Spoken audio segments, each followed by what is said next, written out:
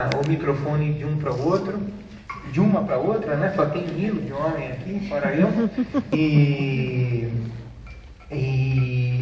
dizer, né, sobre a alegria e o prazer que é ver no estado de São Paulo um município como Suzano tomando essa iniciativa de ter, né, cumprimentar a Michele, cumprimentar a Sônia, a Henriqueta, né, e ali toda a equipe que tomaram essa iniciativa de fazer uma política municipal de educação ambiental de A a Z, né? Não ficar se restringindo a pequenas iniciativas pontuais de Semana do Meio Ambiente, de campanha O Saco é um Saco ou qualquer outro tipo de campanha que não enfrenta a problemática da deseducação ambiental na sua raiz.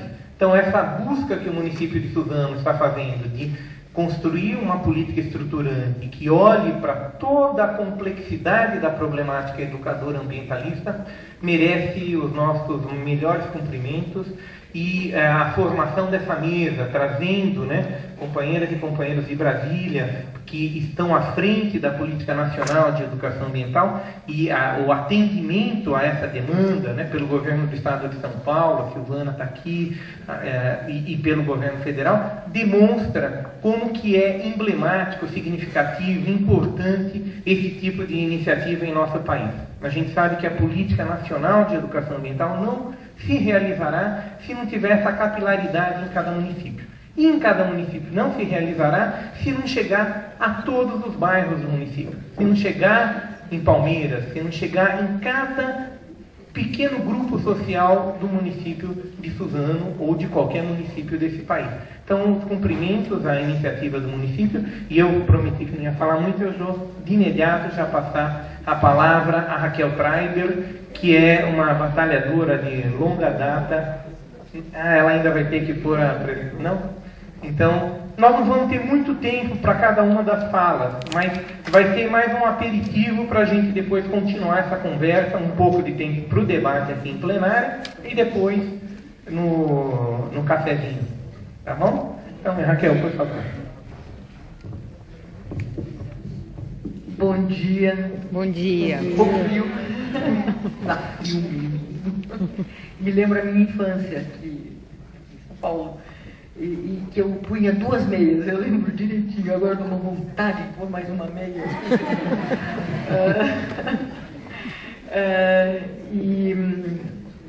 E eu queria começar, bom, agradecendo e parabenizando a iniciativa, agradecendo a Henriqueta pelo convite, parabenizando ela também e a Secretaria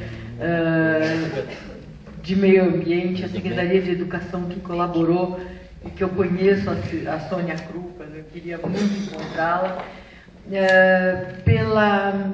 pela força, porque eu acho que é nos territórios, no território municipal, que a vida acontece mesmo, né? Não é no governo federal, não é no governo estadual, muito menos no federal, sabe?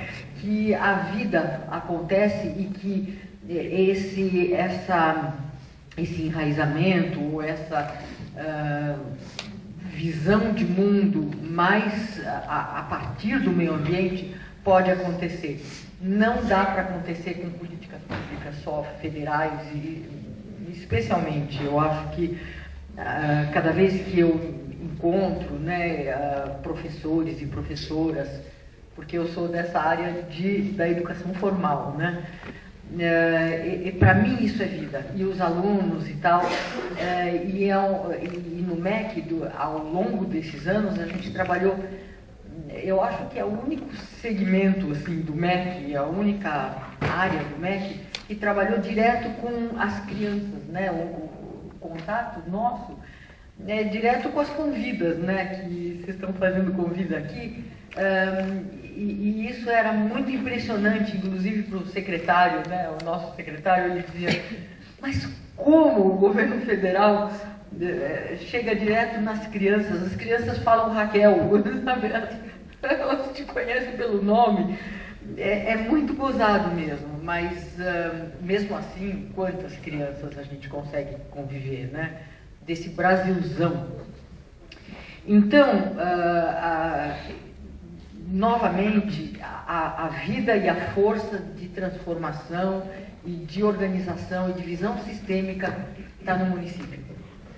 E não no município como São Paulo, né, que está agora começando a brigar pela CIMEA, né, de São Paulo, mas um município como Suzano, que é absolutamente perfeito e que essas iniciativas acabam se tornando referências para outros municípios começarem a pensar nessa formulação local, né? Mas com o mesmo olhar de políticas públicas mais globais, né? Quer dizer, está antenado e sintonizado com políticas públicas macro, né? Mas que acontecem aqui com muito mais densidade. E eu não tenho a apresentação aqui, mas eu gostaria de contar para vocês como é que a gente trabalhou durante esses 7 anos e dizer para vocês que eu nem deveria estar como representando o MEC, né? Eu estou de férias no MEC. E depois que as minhas férias terminarem, e por lei eu não posso representar o MEC aqui, né, em lugar nenhum público quando eu estou de férias, né? Mas além disso, eu vou deixar de ser .gov, né, em breve, e eu vou voltar a ser .org, porque eu estou saindo do Ministério da Educação. É como se um ciclo se tivesse fechado assim, e tô indo trabalhar. Eu recebi um convite irrecusável, pelo menos para mim, da Marina Silva. Eu vou trabalhar no Instituto Marina Silva, que está começando a nascer agora. Trabalhar nessa área de educação, então eu não vou mudar realmente de área, de conceitos. E eu estava falando para o Nilo que eu acho que da sociedade civil vai ser mais fácil eu ser mais radical nessa necessidade de mudança, né, e de transformação, de visão de mundo, de transformação de valores que a gente precisa operar nessa transição para a sustentabilidade. E é uma transição, porque não adianta a gente ficar pensando nesse mundo utópico, né? Mas são os passos nesse caminho que a utopia cria e que, como diz o Eduardo Galeano, né? Para que serve a utopia? É para traçar esses passos do caminho que fica cada vez mais longe, né? Eu dou 2 passos e a utopia vai 2 passos, eu dou 10 passos e a utopia também, ela caminha 10 passos adiante.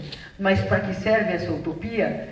É para trabalhar nesses passos. E eu acho que no poder público fica mais difícil, né, a gente fazer passos maiores, né?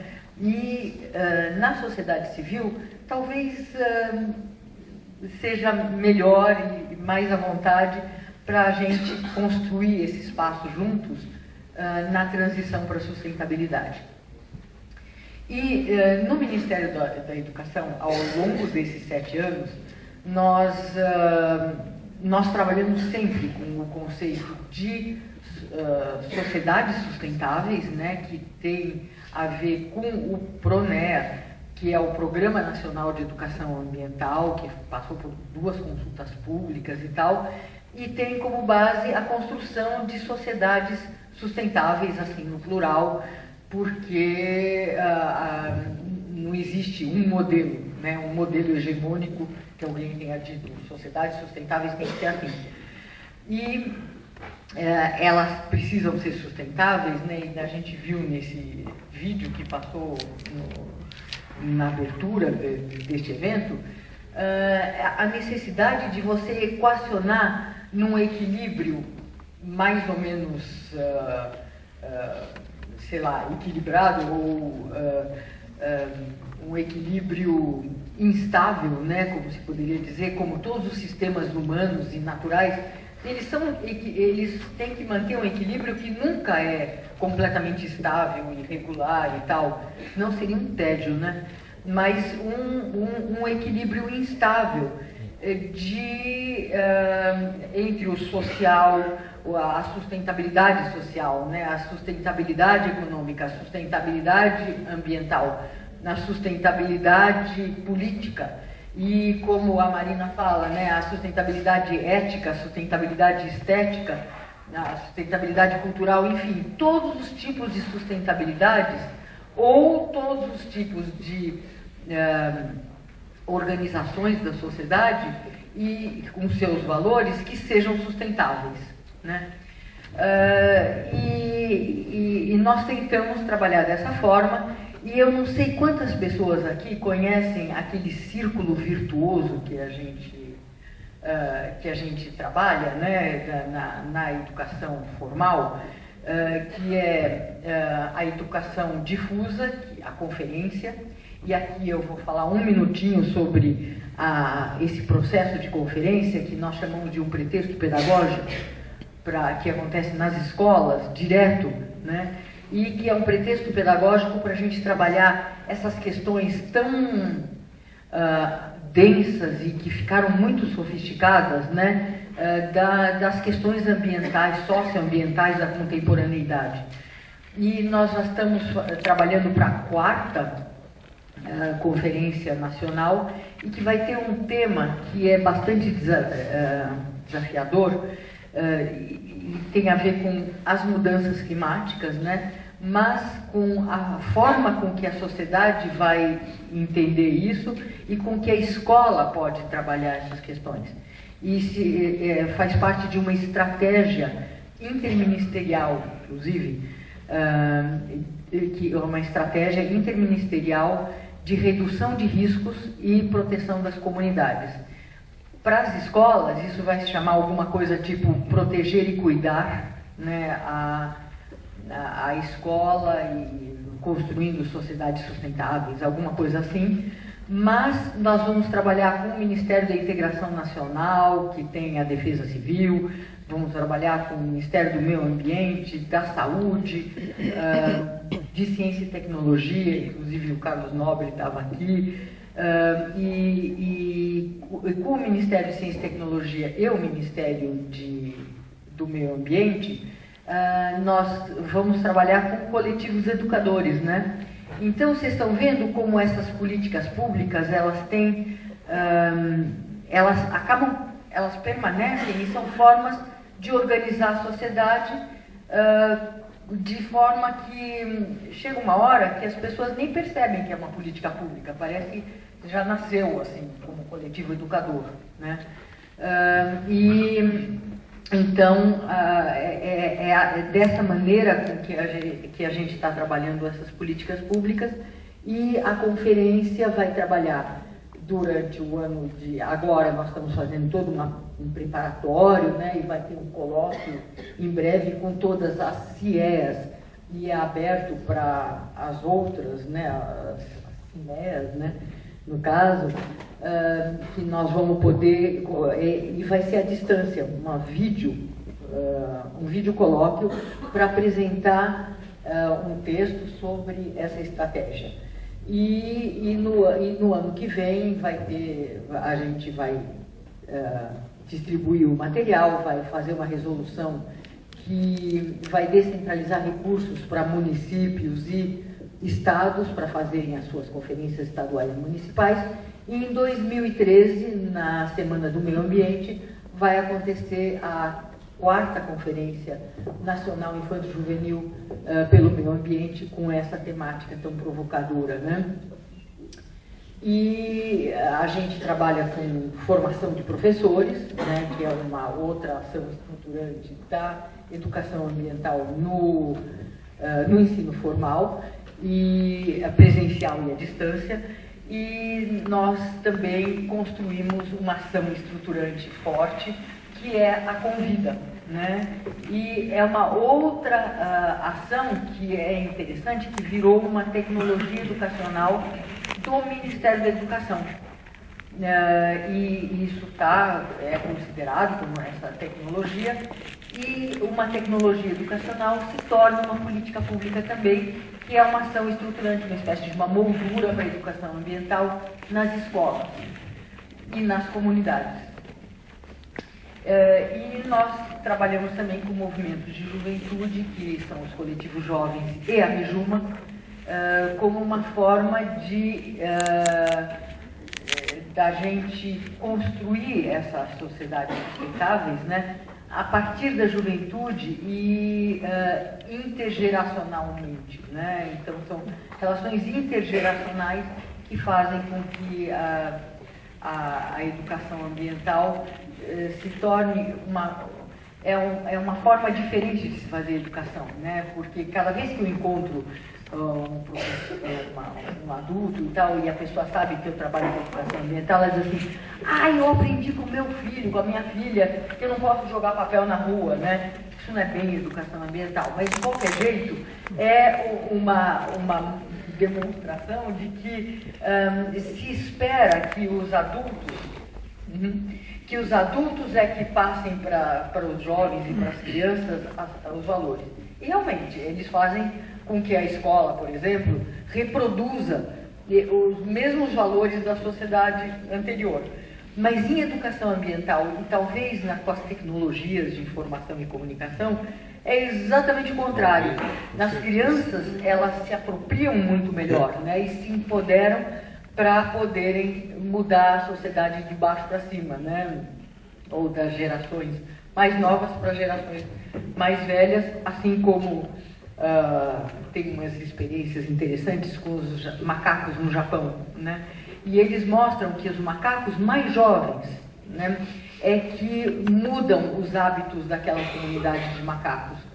E isso acontece exatamente da mesma forma na nossa sociedade, em que as grandes inovações acabam vindo das gerações mais jovens. Então, é assim que funcionam essas políticas públicas, pelo menos de educação ambiental, no Ministério da Educação.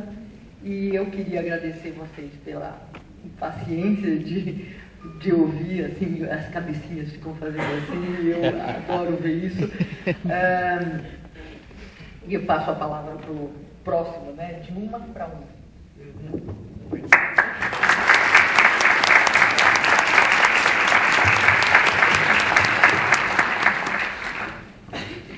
Bom dia a todos e a todas. Quero dizer que é um prazer para mim estar aqui em Suzano, né, uma cidade da região metropolitana de São Paulo. Primeiro de tudo, quero parabenizar aqui a Henriqueta, a secretária Michele e o prefeito pela iniciativa, né, de criar toda essa política municipal de educação ambiental com a CIMEA, a CISEA. A gente está trabalhando em sentido muito semelhante, né? Aliás, vendo a apresentação da Henriqueta, a gente lembra muito, né, de algumas coisas que a gente tem procurado desde o início do governo Lula, né, 2003, implantar também com nosso professor Sorrentino, de quem sou aluno até hoje, né, aprendo muito com ele, com a Raquel também, enfim, com todos que estão aqui à mesa, né, a Mônica desde a jornada lá na Eco 92, e a Isis no IBAMA, a Silvana eu estou conhecendo aqui, né, na Secretaria Estadual de Meio Ambiente, com quem a gente quer ter muita parceria, no nível federal também, Ministério do Meio Ambiente. Enfim, estou super bem acompanhado aqui, né? Acho que só não falei da Eda, né? Porque a Eda é professora de todos nós, né? Então, embora uma das mais jovens, né, com certeza aqui nos tem trazido desafios cada vez mais interessantes, né, para o pensamento, né, a reflexão sobre a educação ambiental. Bom, eu não quero ocupar muito tempo, até porque eu quero ouvir também os outros que estão aqui à mesa, né, mas quero apenas destacar alguns desafios que eu acho que são oportunos, né, para quem está pensando a política de educação ambiental no município, e que também é desafio no plano nacional e internacional. Nós que somos um país que temos muito a dizer do ponto de vista da experiência, né, de política ambiental que nós temos. Eu não sei se isso é uma coisa que me deixa feliz ou triste, porque eu gostaria que outros países também estivessem puxando essa corrente, né, mas hoje o Brasil é considerado protagonista na agenda socioambiental no mundo, e de qualquer forma isso tem a ver também com o esforço com certeza, de muitos de vocês que estão aqui nesse auditório, né? Então, por um lado, a gente tem que ficar feliz, sim, né? Nós temos mais para encarar desafios do que para comemorar conquistas ainda, né? Apesar disso. Então, eu vou comentar alguns pontos sobre um olhar que está me chamando mais atenção hoje na política da educação ambiental no país, que é o seguinte: como que nós aproveitamos a experiência desses 20 anos, já que estamos indo para Rio mais 20, eu acho que é inquestionável que nesses 20 anos nós fizemos algumas evoluções importantes do ponto de vista da expansão, da preocupação com a questão ambiental, vamos dizer, como diz a Marina, né, convertendo mais mentes, né, nesse país em relação à prioridade que tem a temática ambiental, mas nesses 20 anos nós temos que extrair desses 20 anos experiências que nos indiquem, né, quais são as formas mais focadas e mais concentradas, porque o desafio parece que aumentou, né? Quanto mais a gente conquista, parece que o adversário se prepara melhor, né, para a gente ter que também se fortalecer e se aprimorar. Então, o desafio que eu tenho pensado assim, um pouco lá no Departamento de Educação Ambiental do Ministério, hoje, que eu estou chegando também, me coloco muito na posição de militante, né? Não sou professor da área, sou aprendiz, né?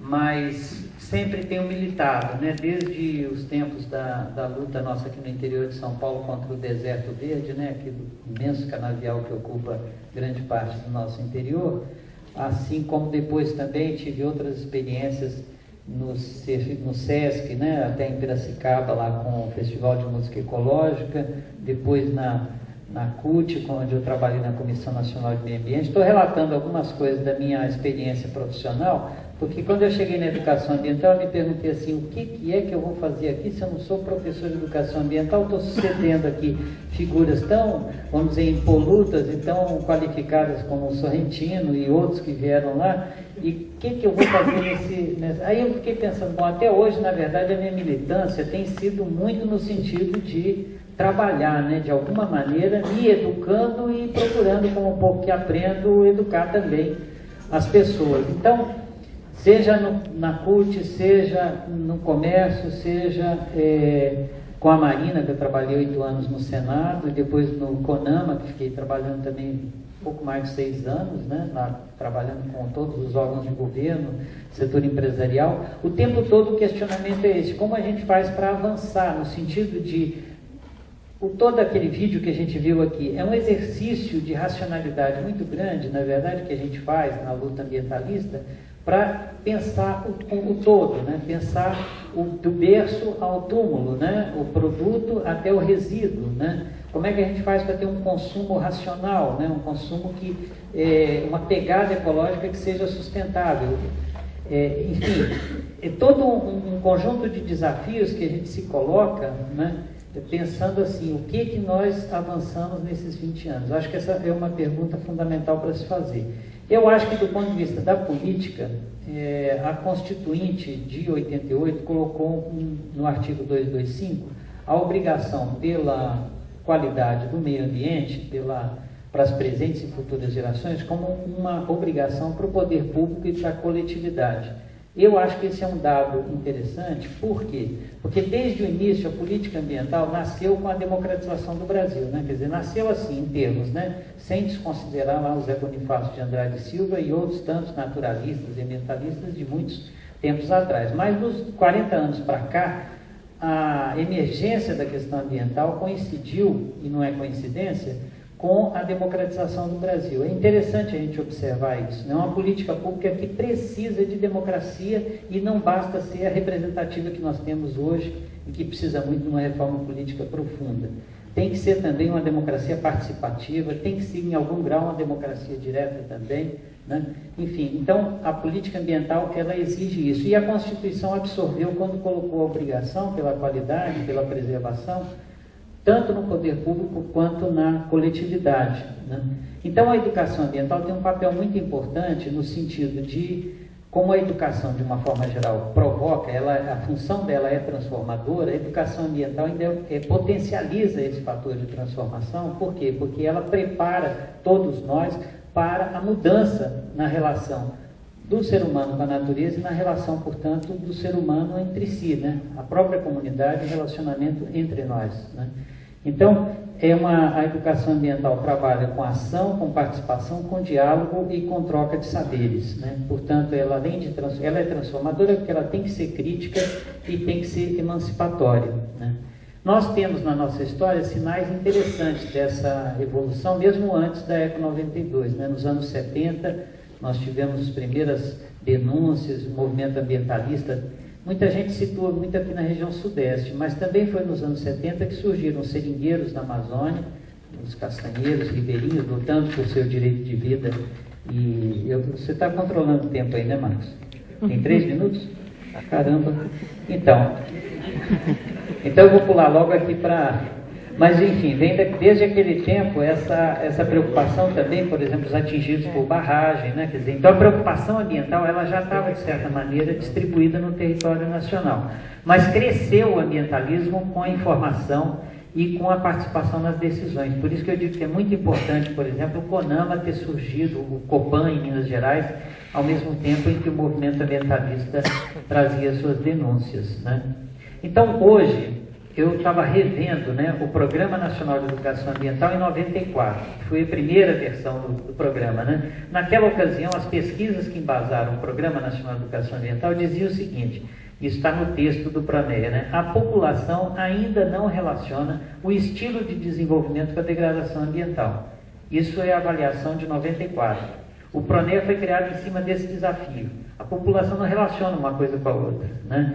Nas escolas a educação ambiental é incipiente. Essa era a avaliação de 94, né?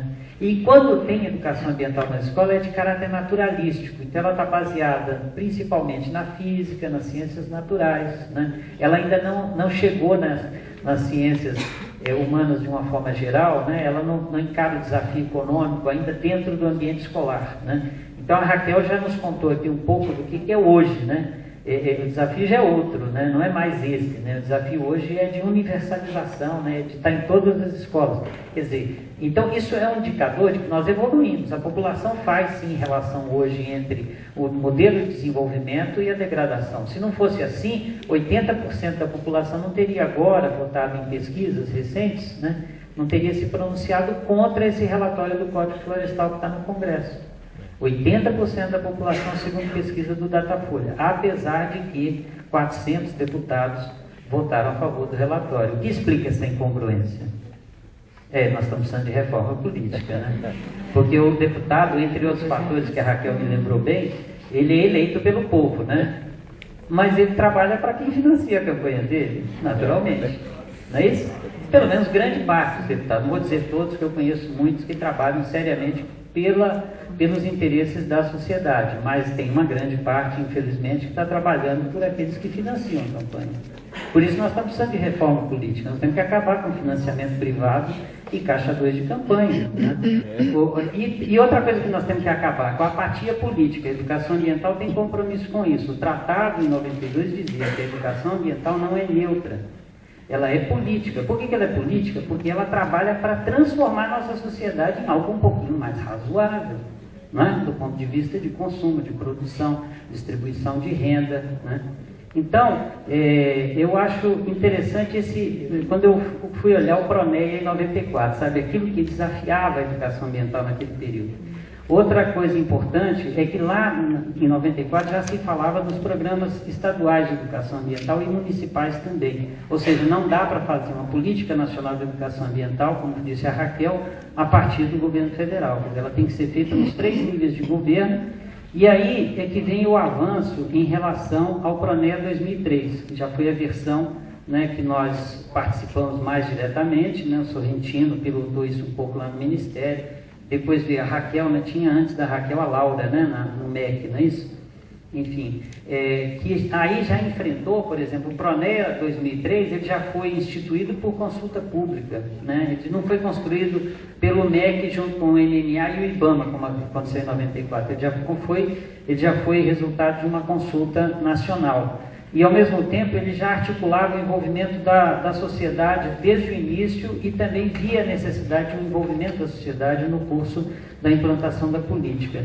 Também esse PRONEA, por conta da lei da Política Nacional, em 99, concluiu, terminou, né? Tá.